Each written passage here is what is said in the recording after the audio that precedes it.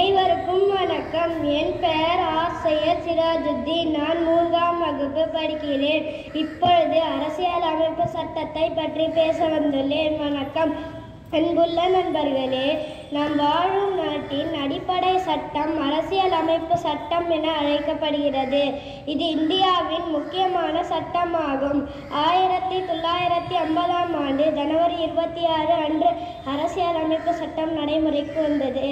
இது நமது நாட்டை ஜனநாயக நாடாக மாற்றியது. அதில் மக்கள் அனைவருக்கும் சம உரிமை, சுதந்திரம் மற்றும் நீதி கொடுக்கப்பட்டுள்ளன. இதை பின்பற்றியே நம் நாடு பாதுகாப்பாகவும் ஒற்றுமையாகவும் இருக்கிறது. அனைவரும் அரசியலமைப்பு சட்டத்தை பாதுகாக்க வேண்டும்.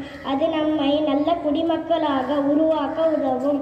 அனைவருக்கும் குடியரசு தின நல்வாழ்த்துக்கள். நன்றி, வணக்கம்.